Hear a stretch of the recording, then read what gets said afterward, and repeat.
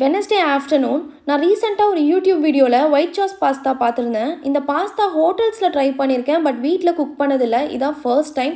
உண்மையை சொல்லணுன்னா பாஸ்தா உடம்புக்கு ஹெல்த்தி கிடையாது தான், பட் என்னைக்காச்சும் ஒரு நாள் ஆசைக்காக சாப்பிட்லாம்.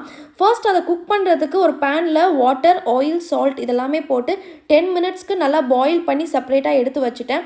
நெக்ஸ்ட்டு ஒயிட் சாஸ் மேக் பண்ணுறதுக்கு ஒரு பேனில் பட்டர், 1 கப் மைதா, 2 கப் பால் ஊற்றி நல்லா மிக்ஸ் பண்ணிக்கணும். அது ஒரு திக் கன்சிஸ்டன்சி வந்தோடனே வெஜிடபிள்ஸ் ஆட் பண்ணிக்கலாம். இன்றைக்கி நான் கேப்சிகம், ஸ்வீட் கார்ன் ஆட் பண்ணியிருந்தேன். நீங்கள் எந்த வெஜிடபிள்ஸ் வேணால் ஆட் பண்ணிக்கலாம். Next chilli flakes, pepper, salt இதெல்லாமே மிக்ஸ் பண்ணிவிட்டு ஃபைனலி நம்ம குக் பண்ணி வச்சுருந்த பாஸ்தாவையும் அதில் போட்டுக்கலாம். எனக்கு பர்சனலாக கிரேட்டட் சீஸ் ரொம்ப பிடிக்கும், அதனால் நான் கொஞ்சம் அதிகமாக ஆட் பண்ணிக்கிட்டேன். எல்லாமே முடிச்சுட்டு எனக்கு கிச்சன் கொஞ்சம் நீட்டாக இருக்கணும், அதனால் எல்லாமே க்ளீன் பண்ணி வச்சுட்டு சாப்பிட போயிட்டேன். உண்மையை சொல்லணுன்னா ஹோட்டல் அளவுக்கு வரல, பட் வீட்டில் செய்கிற மாதிரி ரொம்ப டீசெண்டாக சூப்பராகவே இருந்துச்சு. தேங்க்ஸ் ஃபார் வாட்சிங்.